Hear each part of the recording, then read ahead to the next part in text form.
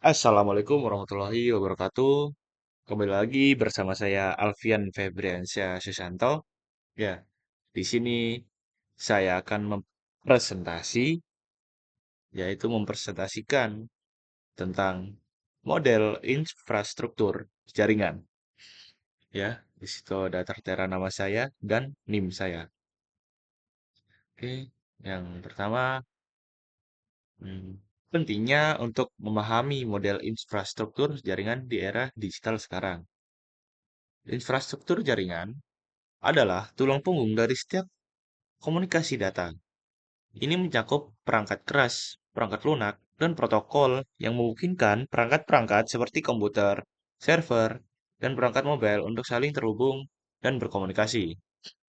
Mengapa penting untuk memahami model infrastruktur jaringan? Yang pertama adalah untuk akses informasi yang lebih baik, meningkatkan produktivitas, menjaga keamanan data, membuat keputusan yang lebih baik, dan beradaptasi dengan teknologi baru. Apa sih itu infrastruktur jaringan? Infrastruktur jaringan adalah rangkaian perangkat keras, perangkat lunak, dan teknologi yang mendukung komunikasi serta pertukaran data antar perangkat di dalam suatu jaringan. Infrastruktur ini memungkinkan komputer, server, perangkat mobile, dan perangkat lainnya untuk terhubung dan berkomunikasi satu sama lain, baik di dalam jaringan lokal atau LAN maupun jaringan yang lebih luas seperti internet. Ya, di situ adalah gambar topologi. Dan yang komponen utama infrastruktur jaringan adalah infrastruktur jaringan terdiri dari berbagai komponen, di antara lain yaitu perangkat keras jaringan. Perangkat keras jaringan adalah untuk mencakup perangkat fisik yang digunakan untuk menghubungkan dan mengelola jaringan, seperti router, switch, firewall, dan modem. Dan access point atau AP. Router sendiri adalah untuk mengarahkan data antar jaringan, dan switch menghubungkan perangkat di dalam jaringan lokal. Firewall mengamankan jaringan dari ancaman eksternal. Modem menghubungkan jaringan ke internet, dan access point memberikan akses jaringan nirkabel atau WiFi. Dan yang kedua, ada perangkat lunak, yaitu untuk mencakup aplikasi dan sistem operasi yang mengelola, monitor, dan mengamankan lalu lintas jaringan seperti sistem operasi jaringan, misalnya Windows, server, dan Linux, dan lain-lain. Software manajemen jaringan untuk monitoring dan konfigurasi. Yang ketiga, aplikasi keamanan jaringan seperti antivirus dan VPN. Dan yang terakhir, protokol jaringan atau aturan komunikasi data, misalnya TCP atau IP dan HTTP. Sini model-model infrastruktur jaringan. Model-model infrastruktur jaringan menggambarkan topologi dan arsitektur yang digunakan dalam desain dan manajemen jaringan komputer. Berikut ini adalah model infrastruktur jaringan yang paling umum digunakan, yaitu yang pertama model OSI atau Open System Interconnection adalah model OSI adalah model referensi teoritis yang mendefinisikan bagaimana aplikasi yang berada di jaringan dapat berkomunikasi satu sama lain melalui 7 lapisan, yaitu layer pertama adalah physical layer yang mengatur aspek fisik seperti kabel, sinyal listrik, dan media transmisi. Dan layer kedua, data link layer, menangani transfer data antara perangkat yang terhubung secara langsung, atau misal switch dan access point. Layer ketiga adalah network layer, mengatur pengalamatan dan pengiriman paket data antara jaringan, misal router.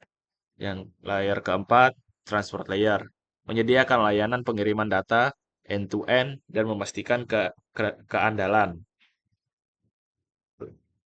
Layer 5, session layer, mengelola sesi komunikasi antara aplikasi.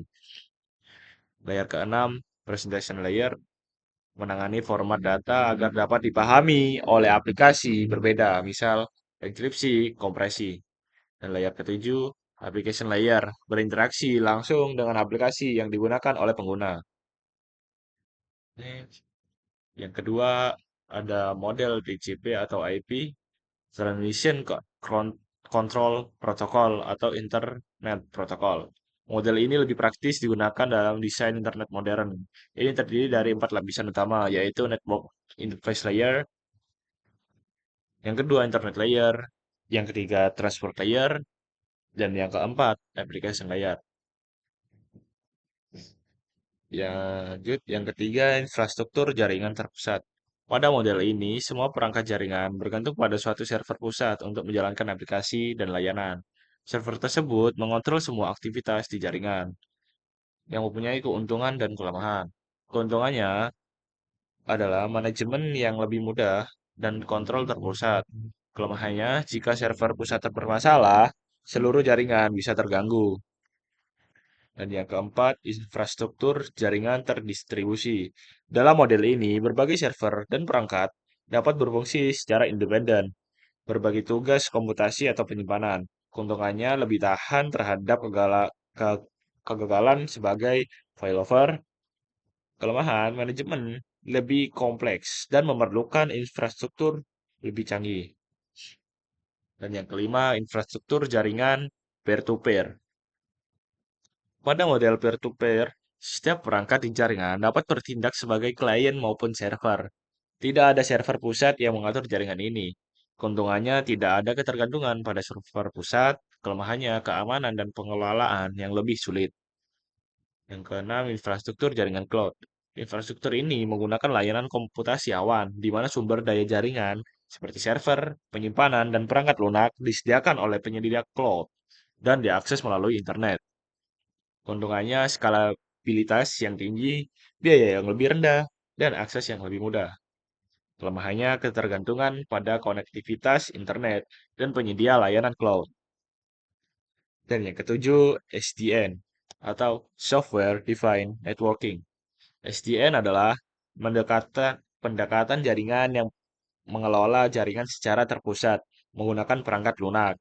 Model ini memisahkan control plane dan data plane, sehingga administrator dapat mengelola lalu lintas secara dinamis.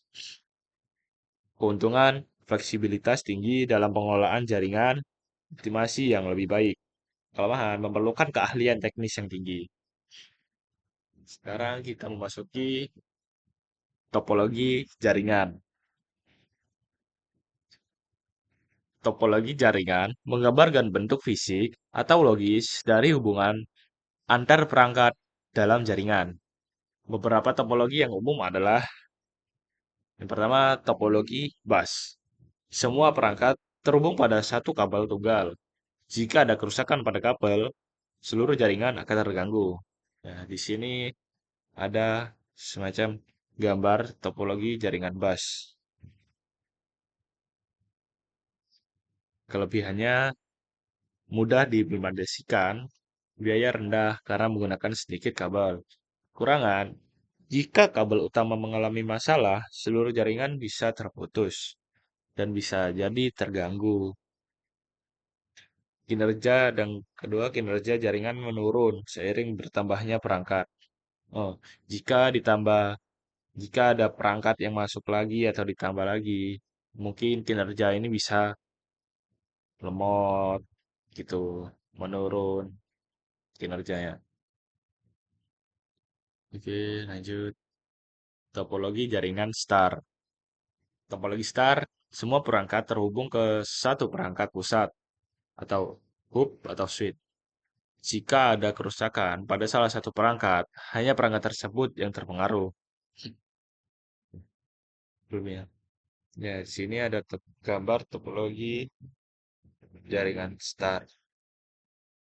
Itu yang di tengah adalah switch dan yang lain-lain itu klien. Oke. Kelebihannya jika satu perangkat mengalami masalah dari maka perangkat yang lain akan tetap berjalan. dan mudah dikembangkan atau diubah. Kekurangan, jika perangkat pusat gagal, seluruh jaringan terhenti. Yang kedua, membutuhkan lebih banyak kabel. Ya, seperti gambar sini.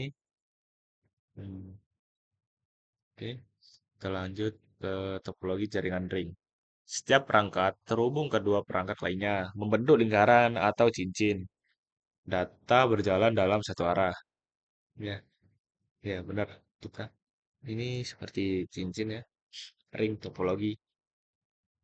Jika ada salah satu terputus, maka jaringannya masih bisa ini memutar. Nah, di sini ada kelebihan data mengalir ke suatu arah sehingga mengurangi tabrakan data, mudah dalam pengolahan arus data. Kekurangan memerlukan pengelolaan yang lebih kompleks dibanding bus. Jika satu perangkat mengalami kerusakan, seluruh jaringan dapat terganggu. Nah, terganggu guys. Oke, lanjut. Topologi jaringan mesh. Topologi mesh adalah jenis topologi jaringan komputer di mana setiap perangkat dalam jaringan terhubung langsung dengan perangkat lainnya. Dalam topologi ini, setiap node atau perangkat yang terhubung point to point dengan node yang lainnya, yang memungkinkan perangkat berkomunikasi satu sama lain secara langsung tanpa menggunakan perantara. Nah, di bawah sini ada gambar topologi jaringan mesh. Nah, itu yang membutuhkan banyak kabel. Di sini kelebihan jika satu koneksi rusak, data masih dapat dikirim melalui jalur yang lain. Dan data lebih sulit diakses oleh pihak ketiga karena tidak ada satu jalur tetap yang digunakan. Kekurangan jumlah kabel dan peralatan yang dibutuhkan meningkat seiring bertambahnya jumlah node. Dengan banyaknya koneksi, manajemen, dan konfigurasi jaringan menjadi lebih kompleks.